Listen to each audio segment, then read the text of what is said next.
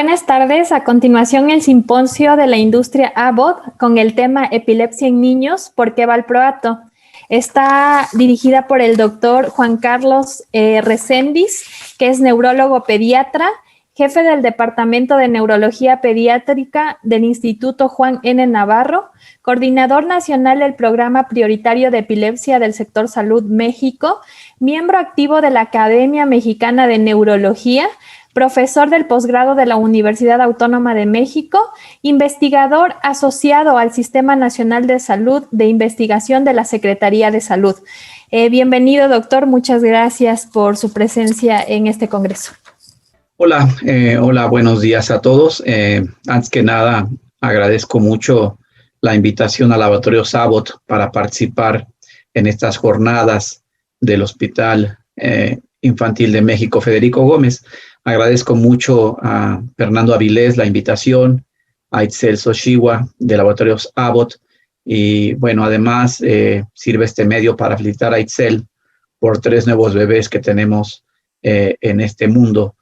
A su esposo y a ella muchas felicidades.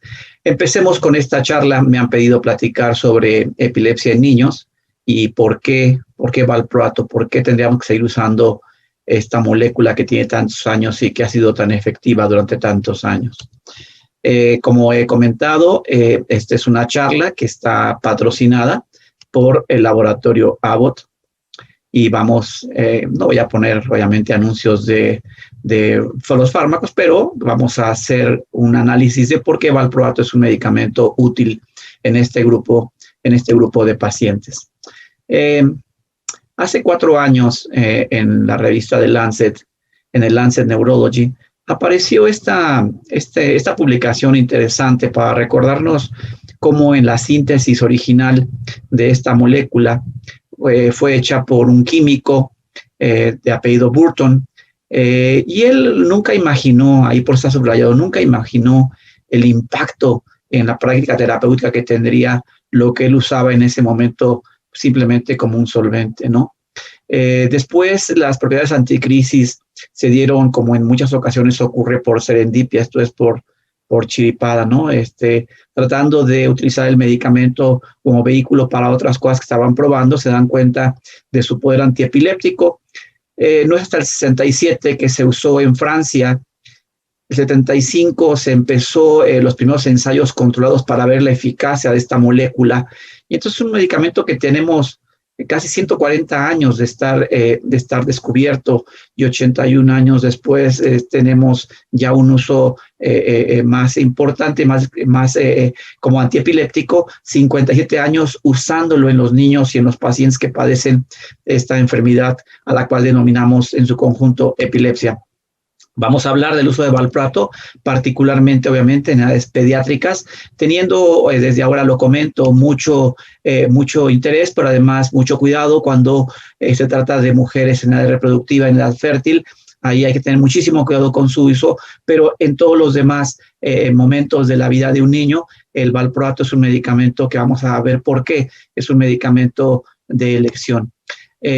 Cuando hablamos de epilepsia, hablamos de un grupo de padecimientos que han sido ligados en mucho a cosas sagradas.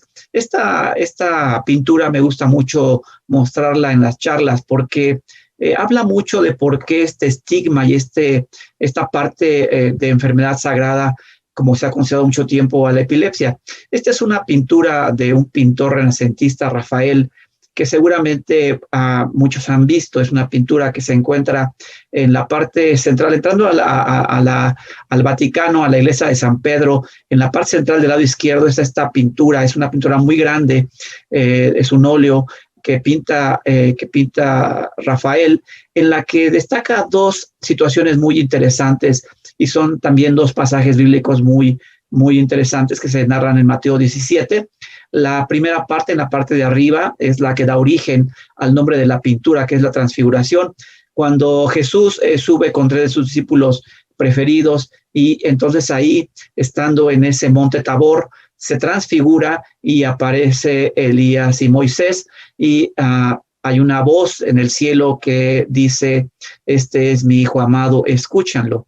Entonces, esta es la escena que da origen a esta pintura que se llama La Transfiguración. Pero en la parte de abajo quiero que pongan atención a este niño que se encuentra tomado por su padre. En esta imagen, el Señor llevaba a Jesús, a su hijo. Se conoce como el niño lunático porque él describe cómo el chico tenía eventos en los que perdía el conocimiento, caía al fuego, caía al agua, se lastimaba cada que tenía esos eventos. Y bueno, esta expresión que pinta Rafael con esta extensión del brazo, de ambos brazos, y también la desviación ocular, que nos hace pensar que lo que quería pintar Rafael es una crisis epiléptica, y por semiología clínica podría corresponder, ahora lo sabemos, a una epilepsia focal de inicio en el área motora suplementaria. Bien, si yo les muestro ahora esta imagen del príncipe Juan, seguramente muchos no sabrán ni quién es Juan, ni sabrán que existió un príncipe Juan en la realeza inglesa. Si yo les muestro estas fotografías, evidentemente saben quiénes son y saben que es Lady Di, saben que son sus hijos y obviamente ya entenderán la asociación que tiene el príncipe Juan con ellos.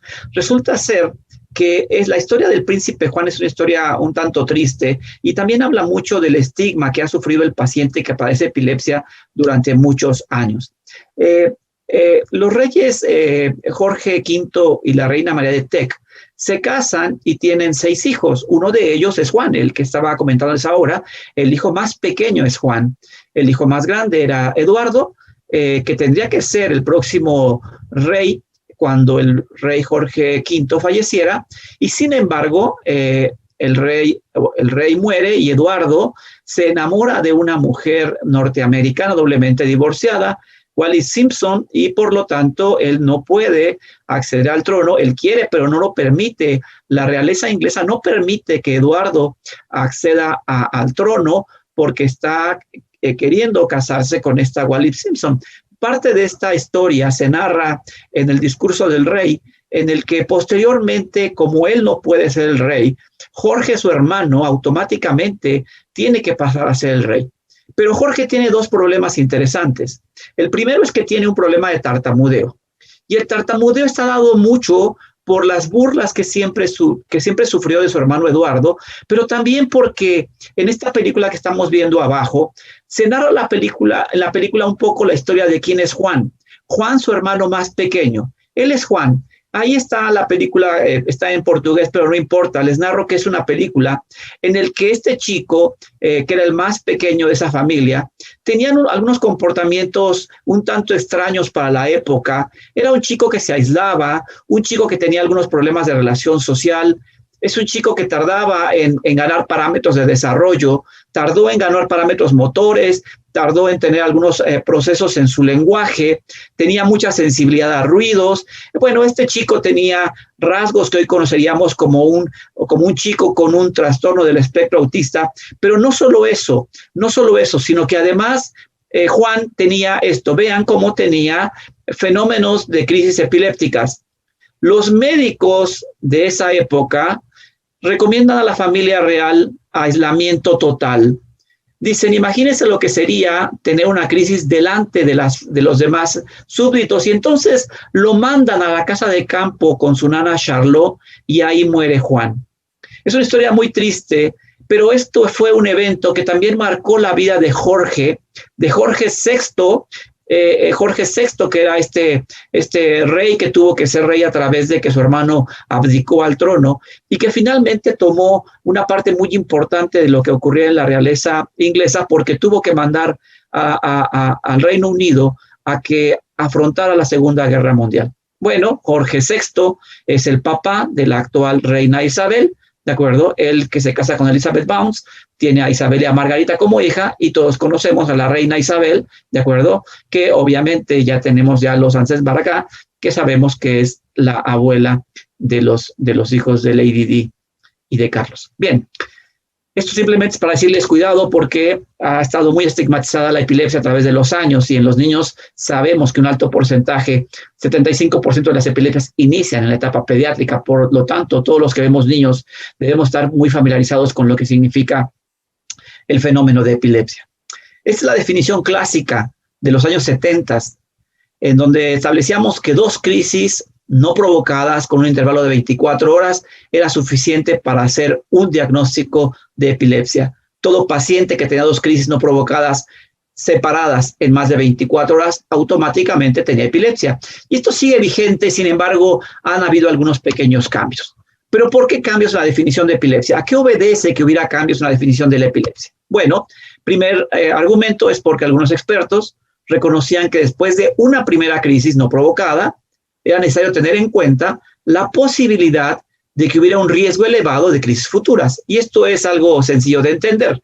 Si yo tenía 2 o 3 crisis para tener el diagnóstico de epilepsia, ese paciente evidentemente empezó con la primera crisis. Por lo tanto, después iba a tener la segunda o la tercera y tendríamos que establecer qué pacientes con esa primera crisis podríamos ya catalogarlos como potencialmente portadores de epilepsia. Por otro lado, algunas personas que tenían epilepsia refleja habían sido quitadas del diagnóstico porque la definición decía que fueran crisis no provocadas y las crisis que eran reflejas tenían un fenómeno de provocación. Y tercera situación por qué hacer un cambio es porque una persona podía haber tenido una crisis durante una etapa pediátrica, haber recibido antiepiléptico y después de 50 años o de más tiempo ya no tener ninguna forma de crisis, incluso no tomar ningún medicamento y seguía marcado como portador de epilepsia. Tenía que haber un límite en la definición. Estos 3 factores hizo que la Liga contra la Epilepsia pidiera a un grupo de trabajo encabezado por el doctor Fisher que hiciera una nueva definición.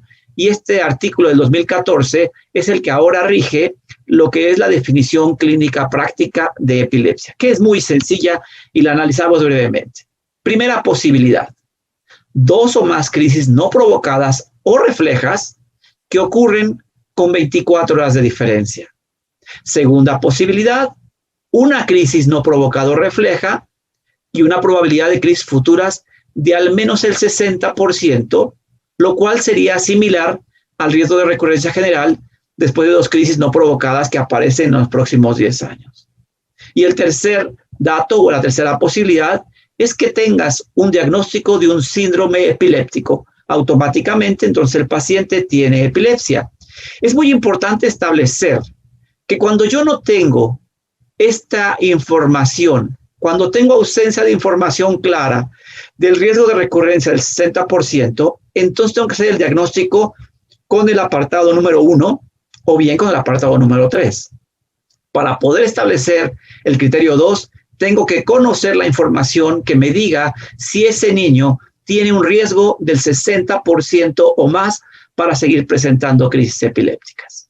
En el límite temporal de la definición se establece que la epilepsia se considera resuelta para las personas que tenían un síndrome epiléptico que dependía de la edad, pero están más allá de esa edad correspondiente, o aquellos, importante, aquellos que han permanecido libres de crisis durante los últimos 10 años sin medicamentos para las crisis en los últimos 5 años. ¿De acuerdo? Bien. ¿Por qué el criterio de 2 crisis? Me van a tener que perdonar un segundo, pero hay algo que está salvando aquí en mi oficina. Déjenme quitarlo. Creo que ya se paró. Bueno. Que ocurren con poquito de diferencia. ¿Y por qué 2 crisis? ¿Por qué se estableció el fenómeno de crisis? ¿Qué es una crisis? Bueno, una crisis es una crisis epiléptica, evidentemente. Entonces tenemos que saber perfectamente el criterio o el concepto básico de qué es una crisis epiléptica. Una crisis epiléptica es la aparición transitoria de signos o síntomas debidos a una actividad neuronal anómala excesiva del cerebro. Bien. Si yo pongo aquí que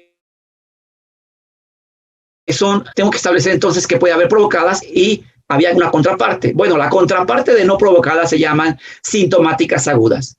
Yo puedo tener una crisis no provocada, obtener crisis sintomáticas agudas. Sintomática aguda significaría aquella que tiene alguna causa que la esté condicionando.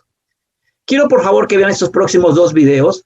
Voy a ponerlos a correr y quiero que los observen, ¿de acuerdo? Son 2 pacientes en edades diferentes, pero quiero que observen lo que ocurre en cada uno de ellos.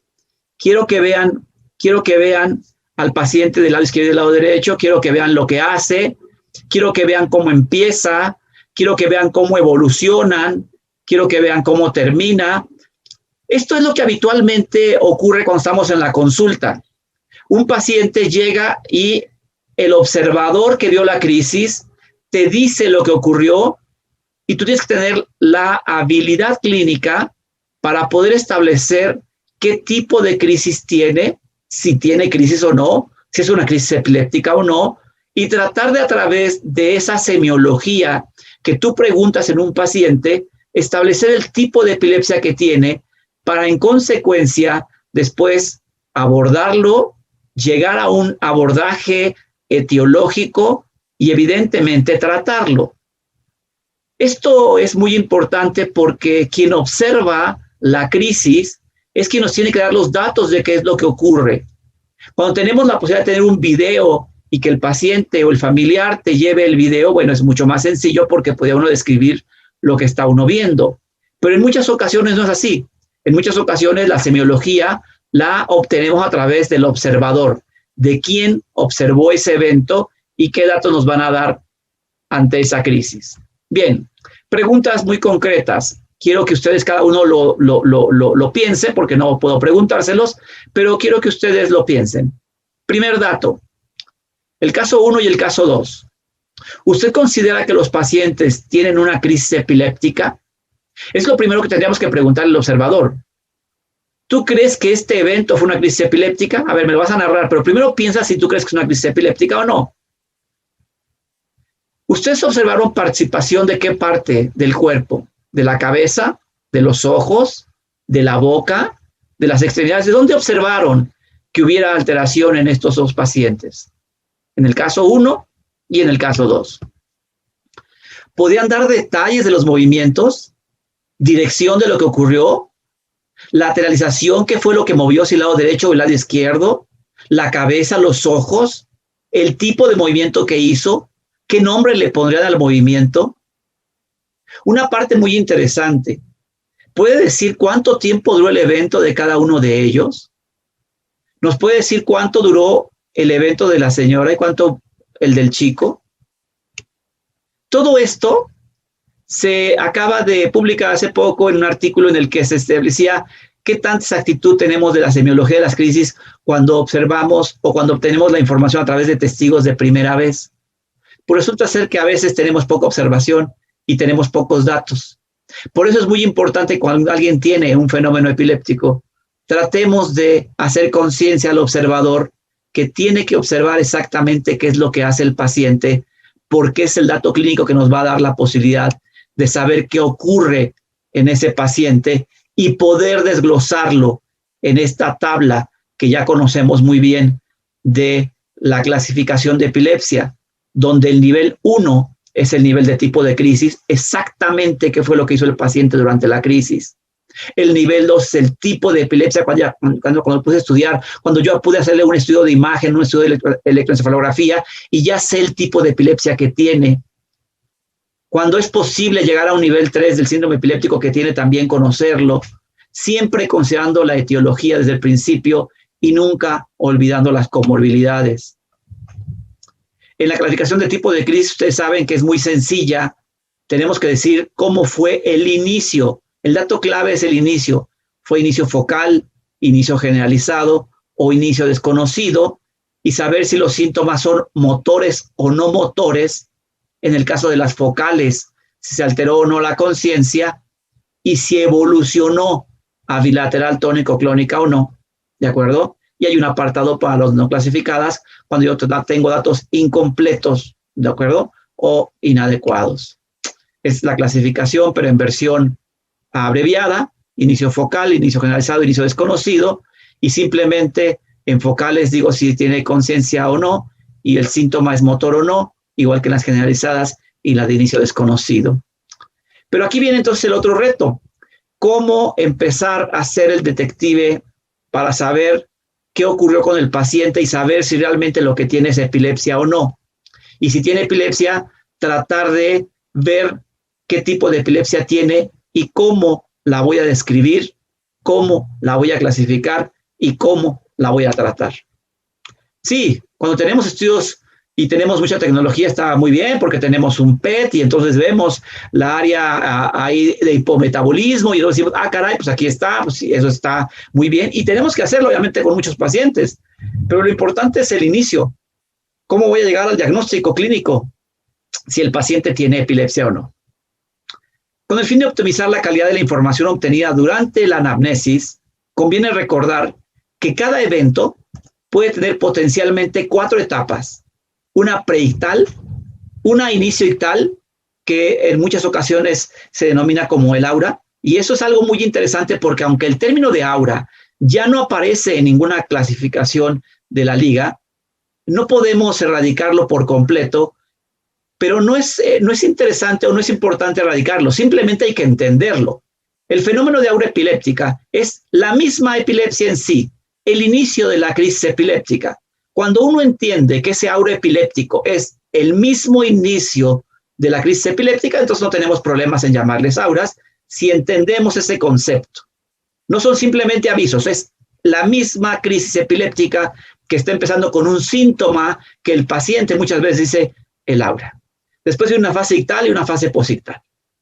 Características interesantes. En la fase preictal se incluyen los factores provocadores o precipitadores cuando ocurren, como fiebre, como alguna enfermedad viral, cambios en altitud, falta de sueño, en algunas ocasiones menstruación, traumatismos, pero también puede incluir síntomas prodrómicos. Esto puede desafiar a veces la ubicación para saber si es un pródromo que tenga relación o no con el inicio de crisis. El pródromo es un dato muy interesante que creo que preguntamos poco en los pacientes pediátricos, pero voy a hacer un comentario muy breve en la siguiente diapositiva. En el inicio ictal debe obtenerse la historia de cualquier signo o síntoma focal breve, por breve que sea, al comienzo de la crisis. Este fenómeno de inicio de crisis, este fenómeno de qué siente el paciente cuando está empezando la crisis, es el dato más importante, focalizador, lateralizador, ¿de acuerdo? Y es muy importante porque es el inicio de la misma crisis. El paciente generalmente se refiere a esta parte de la crisis como una advertencia, pero es el inicio real de la crisis. Les decía yo que creo que los pródromos en pediatría los estudiamos poco. En general se estudian poco en todos los pacientes con epilepsia.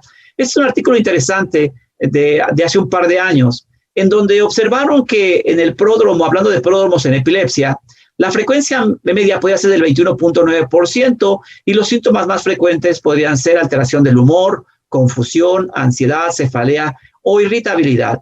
Y la duración del pródromo fue típicamente entre 10 minutos y 3 días. La mayoría duraron entre 30 minutos y un día para empezar con estas sensaciones previas a que viniera el evento. Estos sí son pródromos, esto no es el aura, no es el inicio de la crisis, no es la crisis epiléptica como tal. Pero creo que tendríamos que estudiar un poquito más lo que es el pródromo y tratar de buscar qué tan frecuente es el pródromo en la población mexicana. Después tenemos la fase ictal.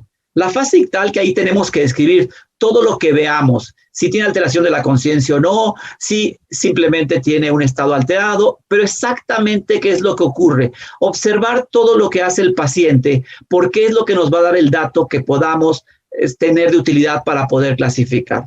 Y en la fase posictal, que también es muy importante, tenemos que ver los cambios posictales que forman parte de déficits funcionales.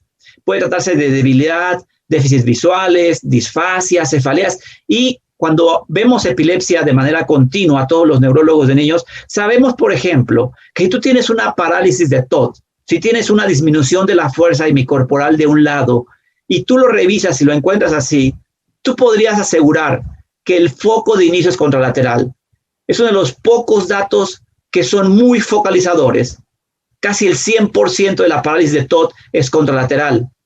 O si, por ejemplo, si tienes disfasias y no pueden hablar durante el evento y no pueden hablar al final del evento, frecuentemente es del hemisferio dominante, que es el lado izquierdo. Cuando tenemos la fase ictal, este inicio de crisis, es un artículo interesante que acaba de salir ahorita en este año, antes de empezar la pandemia en nuestro país. Salió este artículo interesante, como ustedes pueden recordar que cuando hacemos una buena semiología, podemos tener datos muy importantes que nos digan en dónde está exactamente el foco de inicio de ese paciente. Por ejemplo, si yo tengo un fenómeno afectivo, miedo, depresión o alegría, siempre pienso que es temporal. Si es ansiedad repentina, intensa, frecuentemente es amigdalino el inicio. Si es un dato auditivo, que puede ser sonidos, ruidos o tonos, casi siempre es de giro de Hertz. Si es música, casi siempre es el temporal. La autoscopía o el percibirse doble, acuérdense, estamos hablando de fenómenos cortos, súbitos y paroxísticos. No es el paciente psiquiátrico que se percibe doble y tiene un fenómeno psicótico o esquizofrénico, no. El que está bien y que de repente tiene este fenómeno de percibirse doble como un fenómeno corto, súbito y paroxístico de epilepsia, frecuentemente es del parietal y probablemente en muchas ocasiones es del lado derecho.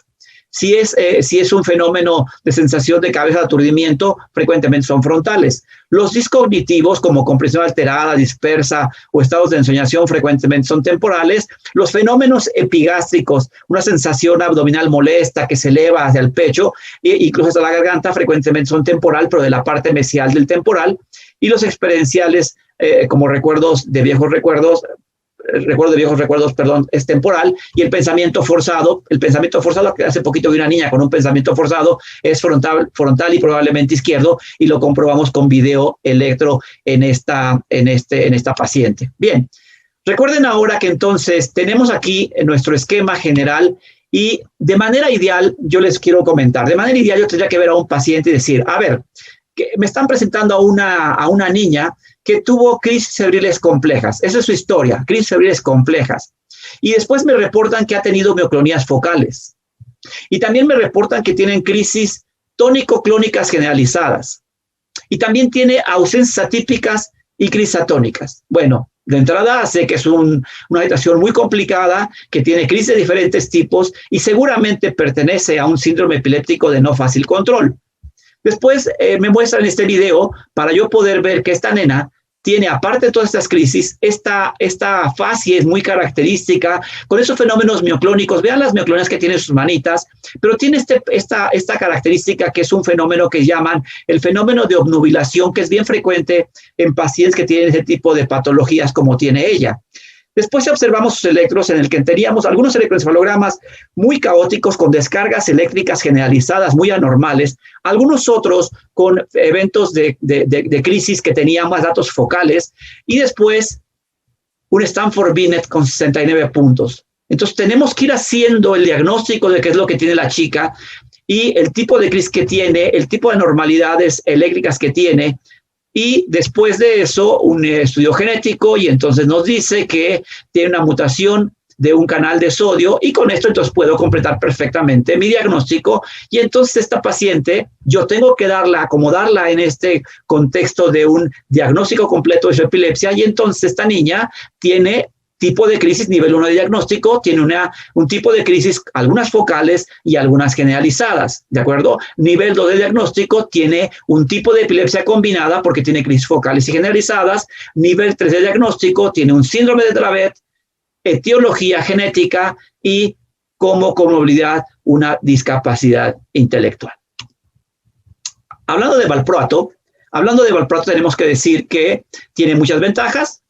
Se usa en crisis agudas, tiene un amplio espectro, útil en estado epiléptico, múltiples presentaciones, tiene elevaciones prolongadas, un balance eficacia-tolerabilidad bastante bueno, no incrementa crisis epilépticas, de los pocos que no incrementa crisis epilépticas de ningún tipo, y la experiencia en el uso.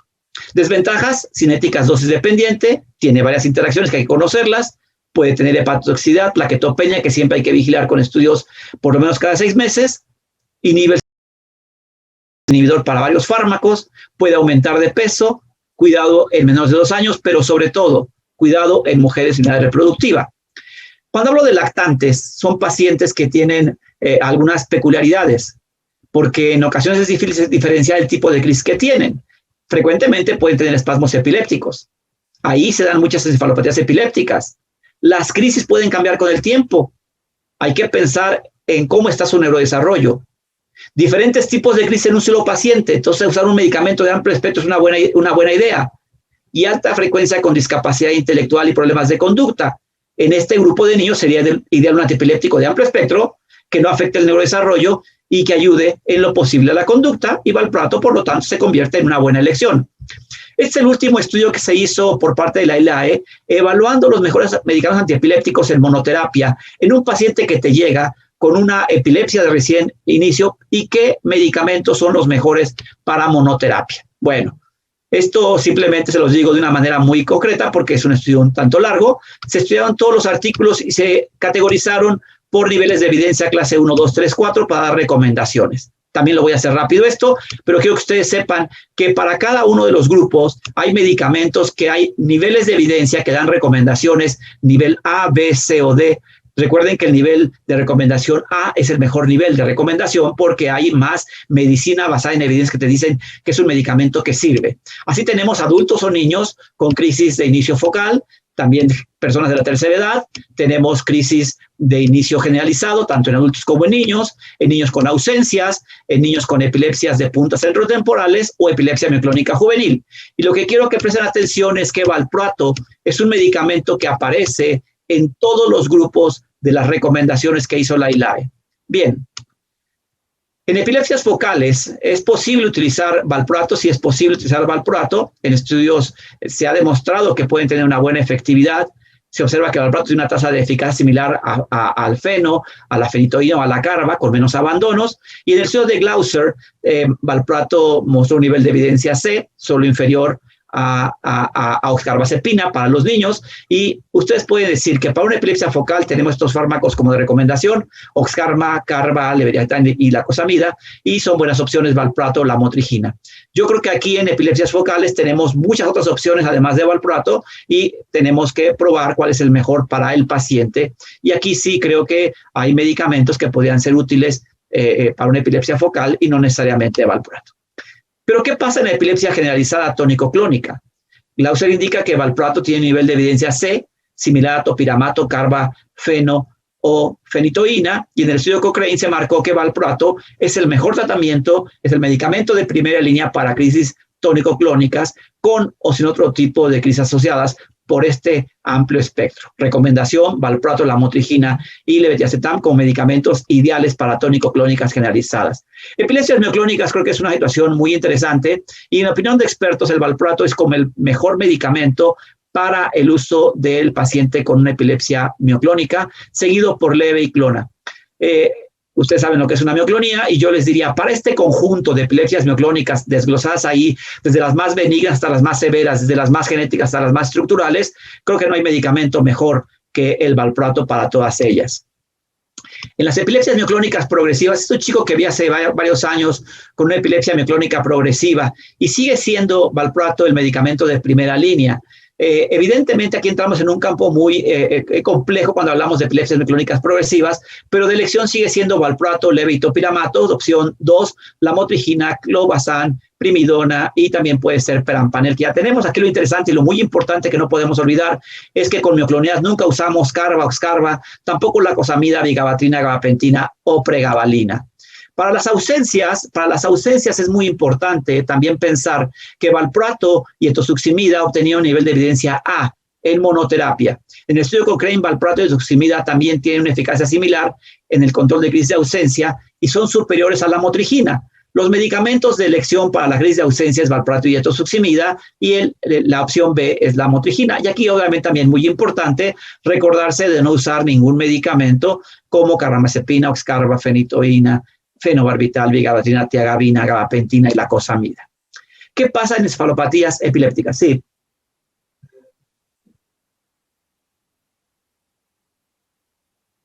Ok. No me va a alcanzar el tiempo, pero bueno, ahí vamos.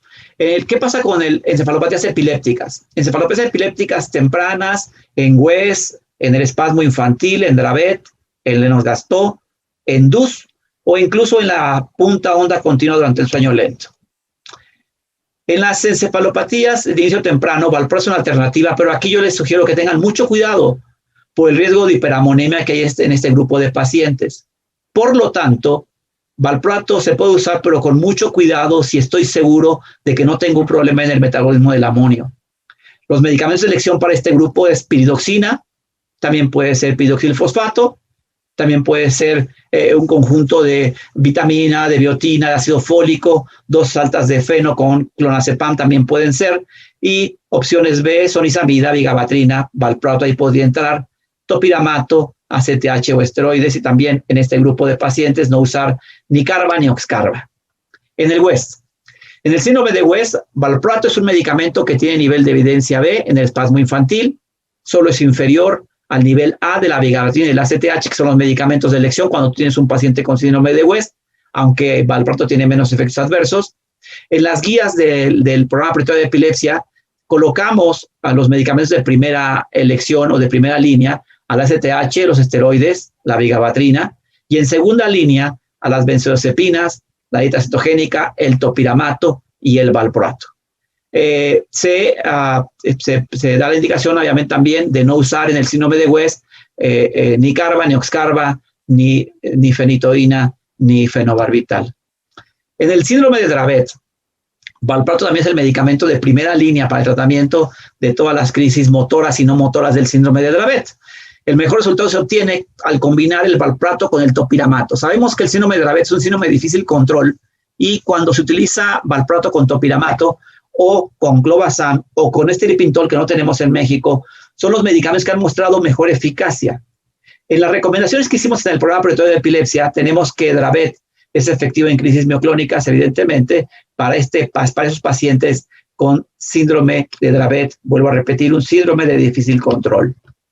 Para el Lennox-Gastaut también el valproato sigue siendo el medicamento de primera línea para tratar crisis motoras y no motoras del Lennox-Gastaut.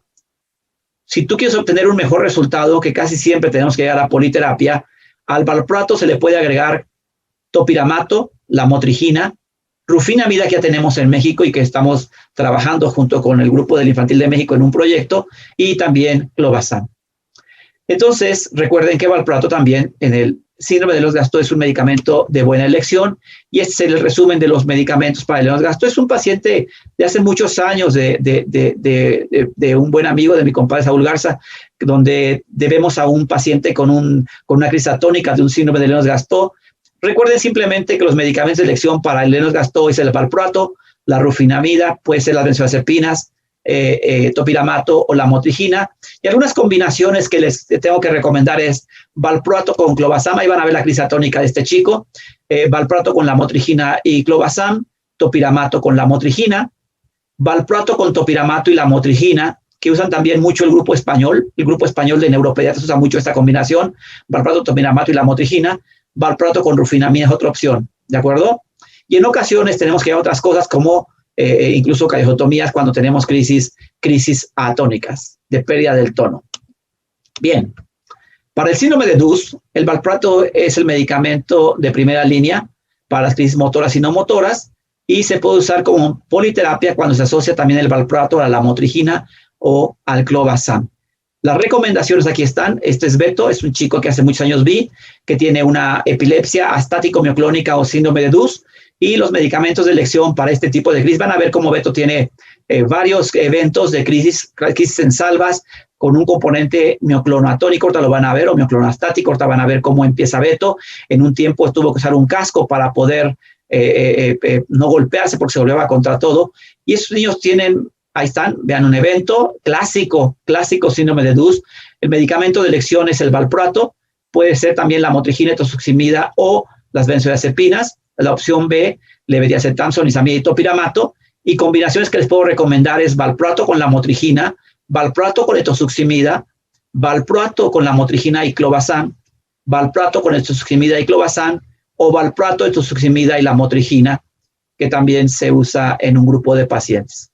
No usar en este grupo de pacientes con epilepsia mioclónica, mioclonoastática o síndrome de DUS, no usar ni carba, ni oxcarba, ni vigabatrina, ni gabapentina, ni pregabalina. Todas las siglas que ustedes pueden estar viendo de los fármacos son siglas internacionales para que nadie se confunda. Bien, para la punta onda continua durante el sueño lento, valproato es de primera línea, ¿sí? Y la tasa de respuesta cuando utiliza puede ser también asociada con otras cosas como etosuximida, clobazam o levetiracetam.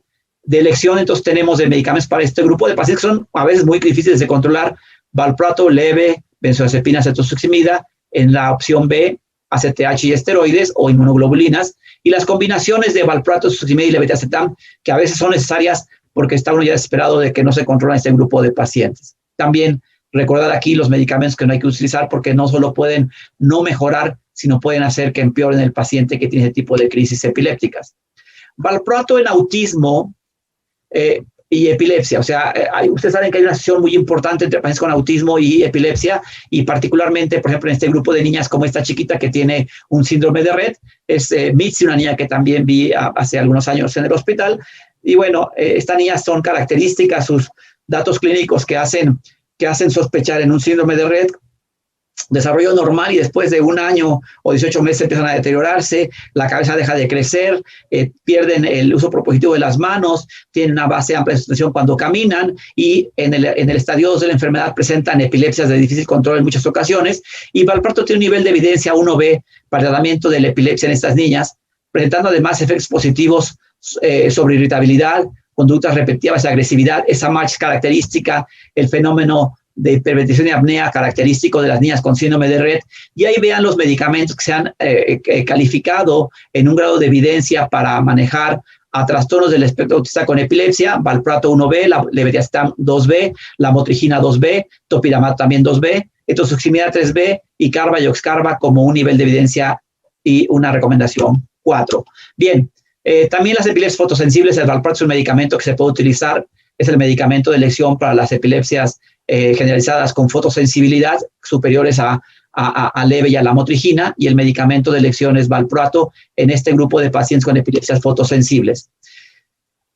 Casos complicados, ¿qué pasa con las mujeres en edad reproductiva? Bueno, hay que consensuar muy bien el tratamiento de este grupo de pacientes.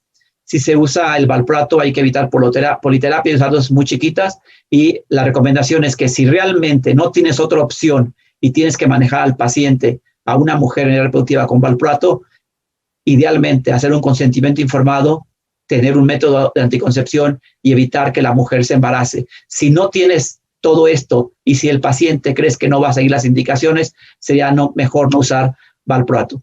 Es cierto que la dosis es muy importante. Vean esto que es muy interesante. Si yo utilizo dosis de valproato hasta de 2,000 gramos, evidentemente el riesgo de malformación es altísima. Pero si yo tengo una dosis menor de 700 o menor de 600 aún, mi riesgo de malformación es equivalente a usar fenobarbital o usar fenitoína, un poquito menos de usar carbamazepina.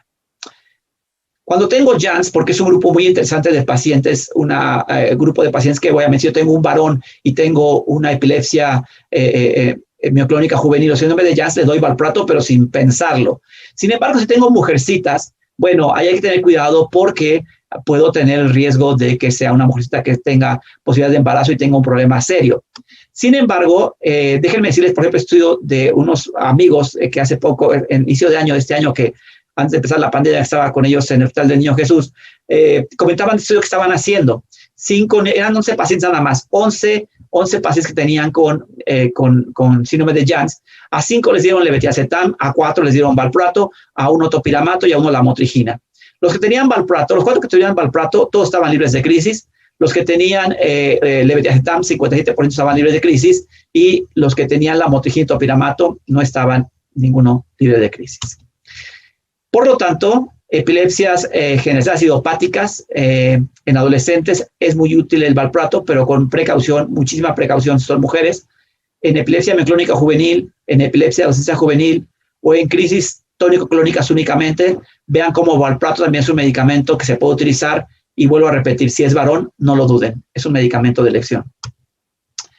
Es un artículo muy interesante ya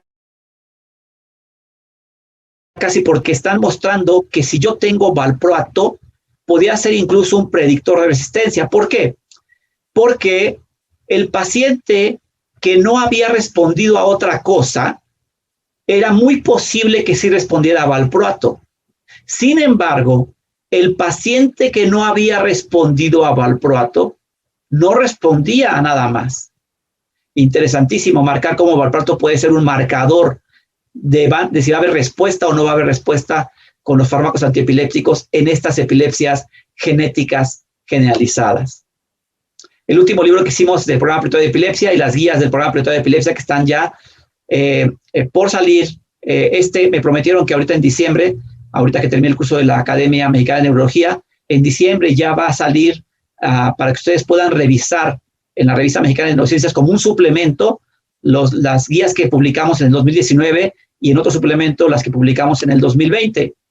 Las pueden encontrar hoy día en el programa prioritario de epilepsia, en la página del programa prioritario de epilepsia, www.epilepsiamexico.gov.mx, como pueden también ver información de COVID asociadas con epilepsia. También si tienen ustedes un paciente que tenga epilepsia y que no sepan si tiene interacción con algún medicamento para COVID, revísenlo ahí, con todo gusto. Esta página está diseñada para que le ayude a los médicos que vemos epilepsia. Es una de los artículos que publicamos en estas guías clínicas, y términos que debemos intentar dejar de utilizar, que sé que es difícil que lo dejemos de hacer, pero hay que hacerlo. Ya no usamos el término de crisis parciales, usamos crisis focales. Ya no hablamos de crisis secundariamente generalizadas, sino hablamos de crisis que evolucionan bilaterales tónico-clónicas. Un término muy complicado a dejar de utilizar, no hablamos de convulsiones, sino hablamos de crisis epilépticas con componentes motores o no motores. No hablamos de crisis provocadas, sino hablamos de no provocadas o sintomáticas agudas. Y no hablamos del epiléptico, sino hablamos del paciente que padece epilepsia, porque epiléptico suena un tanto despectivo.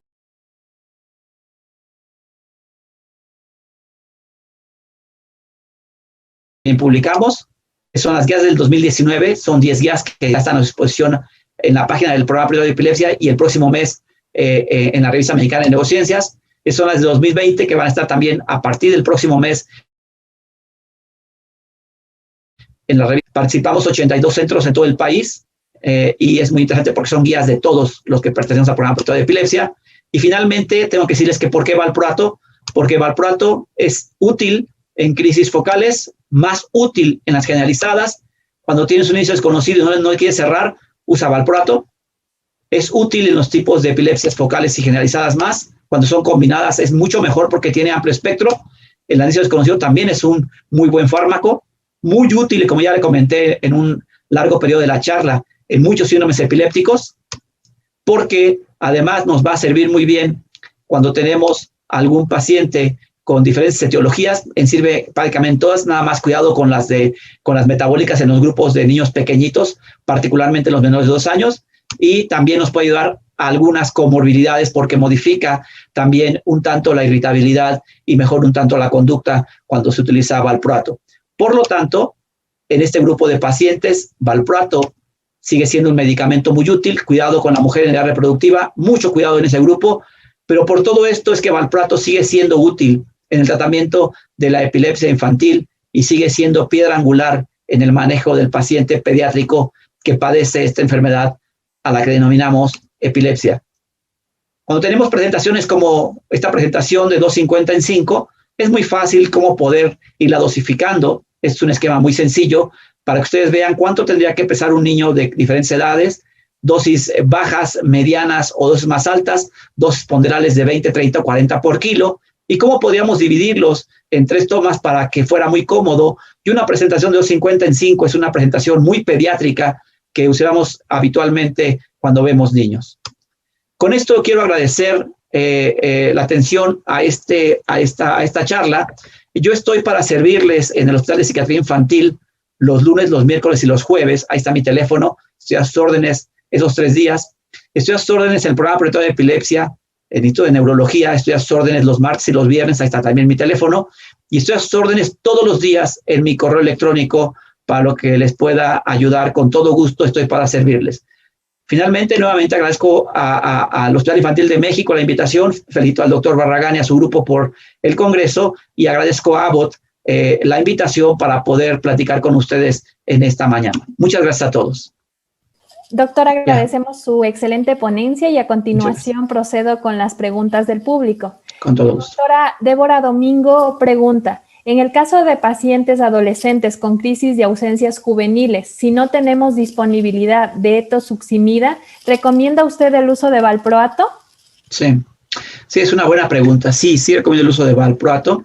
Déjeme decirle que evidentemente en este grupo de pacientes de mujercitas en edad reproductiva es algo muy complicado, pero si no respondieron a otros fármacos, todos tenemos de repente pacientes que no responden más que a valproato.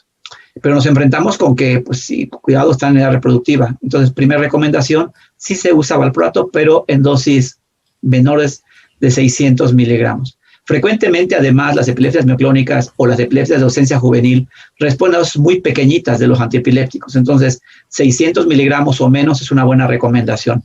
Por ahí tenemos una recomendación que hemos platicado ya en un par de ocasiones con uno de los epileptólogos más reconocidos en el mundo, que es Alex Arcemanoglu, y en un par de ocasiones he platicado con él esta situación, que él nos da una recomendación que la paso al costo. Lo he hecho yo nada más en un par de pacientes y me ha ido muy bien. Un paciente, mujer que no tiene otra posibilidad más que valproato, porque no ha funcionado con otro fármaco y tengo que darle valproato en edad reproductiva. Bueno, dosis muy chiquitas, 600, pero además incluso menos, 400 miligramos o 300 miligramos, y simplemente darle un poco de la motrigina, porque ustedes saben que de las mejores sinergias farmacológicas que existen entre los antiepilépticos es precisamente valproato con la motrigina. Entonces, darle la motrigina va a darle sinergia con el valproato, y darle la motrigina con una dosis muy pequeña de valproato nos asegura mucho tener un control absoluto y no poner en riesgo al producto, ¿de acuerdo?, por la situación del uso de valproato cuando llegara a embarazo. Evidentemente, la recomendación sería, pues no te embaraces, pero si tuvieras ese riesgo de embarazo y un embarazo inminente, el valproato en dosis chiquitas asociada con la motrigina puede ser una buena opción por la sinergia farmacológica, por la farmacocinética que va a mejorar para el control de sus crisis, pero sin poner en riesgo al producto ni a la madre. Muchas gracias, doctor. Procedo con la siguiente pregunta. Es del doctor Sergio Martínez. Doctor Reséndiz, ¿considera usted factible y benéfico combinar con CBD, incluso CBD como sinergia con valproato? Fíjese, doctor Martínez, que hay un par de publicaciones que dicen que el valproato con el CBD no es la mejor combinación, no es, y hay que tener un poco de cuidado porque también pudiera incrementar algunos efectos adversos, sobre todo hepáticos. Entonces, yo creo que hay que tener mucho cuidado con el uso de CBD con el valproato. Y entonces, bueno, la recomendación sería, no estaría prohibido. Y además, el gran problema es que en muchos síndromes epilépticos que podría estar el valproato metido, tenemos que tener cuidado en no usar un fármaco que pudiera dar más problema hepático. Ustedes saben que hoy día CBD está autorizado para dos síndromes epilépticos muy específicos, para síndrome de Dravet y para Lennox-Gastaut. Hay trabajos en varias otras cosas y sin embargo hay que tener un tanto de cuidado porque evidentemente hay personas que quieren usarlo para todo y eso hay que tener mucho cuidado con qué se va a utilizar, en qué grupo se va a utilizar y cuidado con el problema del fenómeno hepático asociado con valproato y CBD. Doctor, la doctora Maribel Hernández pregunta, ¿dosis recomendada de valproato en el estado epiléptico? Ok, sí, bueno, esto es una situación especial, no es una charla de estado epiléptico, pero podíamos manejar una dosis promedio, primero de impregnación, 30 por kilo, y después podemos llegar a usar una dosis de mantenimiento también para vía intravenosa, y que pudiéramos ya con valproato afortunadamente incluso manejar niveles séricos en ese paciente. Sin embargo, una dosis de impregnación 30, 40 por kilo es una dosis que es importante llegar a utilizar cuando el paciente tiene un estado epiléptico, y sobre todo, si tuviera un estado epiléptico, por ejemplo, de ausencia, pues evidentemente está indicado, es un medicamento de elección para ese grupo de pacientes con estado epiléptico. Doctor, ya que hablábamos del embarazo y el valproato, la doctora Miriam Galeana pregunta, si una mujer está en control con valproato, si desea embarazarse, ¿cuánto tiempo tiene que esperar para evitar alteraciones en el producto? Gracias.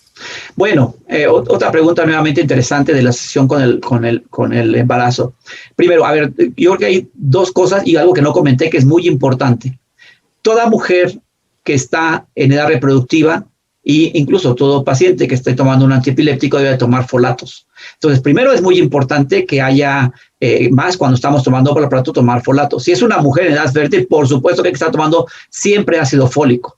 Esto reduce mucho la posibilidad de malformaciones. Entonces, es muy importante el uso de folatos. ¿Qué es ideal? Ideal que una mujer llegue, nos diga, oye, tengo una epilepsia, tomo valproato y me quiero embarazar. Bueno, porque eso nos daría la posibilidad de, primero, estar seguros que tome folatos antes del embarazo, que tome una buena cantidad de folatos antes del embarazo. Dos, que veamos si es posible o no es posible hacer un switch. Se dice que el medicamento ideal para la mujer en edad reproductiva, en embarazo, se dice que por los estudios es que es la motrigina. ¿Es posible cambiar a la motrigina? Bueno, sí. Si el tiempo me lo permite y el paciente tiene un tipo de epilepsia que pudiera funcionar con la motrigina, es posible que si ella quiere programarlo con tiempo, me dé tiempo a hacer un switch a la motrigina y después entonces sí planear que se embarace. Y ya sin tomar valproato, entonces embarazarse. Desafortunadamente eso ocurre pocas veces y la mujer llega ya con que ya estoy embarazada y tomo valproato, ¿no? Entonces ahí, bueno, había que estar tomando folatos y por eso la indicación siempre, si tienen una chica en edad reproductiva, y estoy hablando que desafortunadamente en nuestro país la vida sexual activa empieza con las niñas a los 13 años promedio. Por lo tanto, si tengo una chica arriba de 13 años, tengo que estar usando folatos si tengo valproato, porque no sé en qué momento se puede embarazar. Y si ya está embarazada, bueno, tratar de llevar la dosis lo mínimo posible de dosis que no la descontrole de crisis, porque obviamente el riesgo de crisis, particularmente tónico-clónicas, es muy importante, pero porque si tengo ausencias no va a tener tanto riesgo. Pero si tengo tónico-clónicas, la posibilidad de problemas para el bebé y para la mamá es muy alta. Entonces, tengo que llevar la dosis más pequeña, dosis más bajas de valproato, idealmente abajo de 600 miligramos por día. Pero bueno, interesantísimo, nunca olvidar el uso de los folatos. Muchas gracias, doctor. La doctora Angélica Sánchez pregunta, ¿usted recomienda el uso de carnitina como preventivo para pacientes con riesgo para hiperamonemia que están en tratamiento con valproato? Sí, por supuesto que sí. Es una buena pregunta, una buena aportación. Sí, yo creo que vale la pena utilizarlo sin ningún problema. Doctor, la siguiente pregunta la hace la doctora Isabel Mateo. En pacientes con hiperamonemia, con hallazgo casual de laboratorio, pero sin sintomatología, ¿cuál es su recomendación? Si está usado valproato y tiene una hiperamonemia, hay que bajárselo y quitárselo y cambiárselo. Perfecto. No hay que arriesgarse mucho porque, y le voy a decir una cosa, incluso a veces establece uno que, así como le decía yo que cada 6 meses hay que vigilar las plaquetas, una biometría hemática para ver plaquetas, pruebas de funcionamiento hepático, vigilar las transaminasas, de repente también hay que darle una vigilada al amonio para estar seguros de que no hay ningún problema de amonio. Si el amonio está elevado, yo no me arriesgaría y tendría que modificar la dosis, bajarla, reducirla, hacer un switch y cambiar el medicamento, porque si el metabolismo del amonio está implicado la posibilidad del uso de valproato. Es como si yo tengo una plaquetopenia y tengo una plaquetopenia persistente y nada más tengo valproato como factor de riesgo, pero no ha sangrado. No voy a esperar a que sangre. Se lo cambio porque no voy a ponerme a arriesgar al paciente a que llegue a un fenómeno de plaquetas que esté tan bajo que sangre para después pensar por qué no le quité el valproato. Doctor, muchas gracias. La doctora Pamela Enríquez pregunta, dentro del manejo del síndrome de West, espasmos infantiles asociado en la población mexicana, ¿usted sugiere el manejo además de esteroide y vigabatrina con valproato de magnesio? Sí, claro, con valproato. Ajá, sí.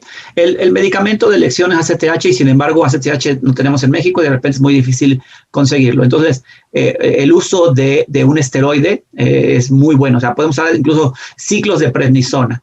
Un ciclo de prednisona funciona bastante bien y si tenemos vigabatrina, por supuesto que hay que usar vigabatrina. Todos hemos tenido niños en el que nos sorprende, ¿no? De repente un niño llega con un West y dice uno, hijo, les va a ser muy difícil de controlar, le empiezo vigabatrina y la siguiente consulta asintomático. ¡Wow! Quisiera todos esos, ¿no? Pero eso no es lo frecuente, pero ocurre, ¿no? O le dio un ciclo de esteroides y se quedó sin crisis. Bueno, pues qué bueno, pero tampoco es lo frecuente. Entonces, cuando yo tengo la posibilidad, es un dato muy importante. Mientras más rápido maneje yo al West, mientras más rápido lo diagnostique y empiece el tratamiento, el pronóstico es mejor. Entonces, un niño con síndrome de West, ya estoy dándole esteroide, le estoy dando prednisona porque es lo que tengo a la mano, y le estoy dando vigabatrina. Y por supuesto que valproato es un medicamento de elección si el paciente no ha sido controlado con ese medicamento, que es lo más frecuente que ocurra, y una combinación valproato con vigabatrina también es un medicamento, es una combinación muy, muy buena de valproato con vigabatrina. Doctor Reséndiz, le agradezco muchísimo su participación en este congreso, pues la epilepsia es una de las enfermedades más prevalentes en la neurología en el mundo entero. Muchas gracias por todos sus aportes. Estoy para servirles y que tengan todos un buen día. Un placer.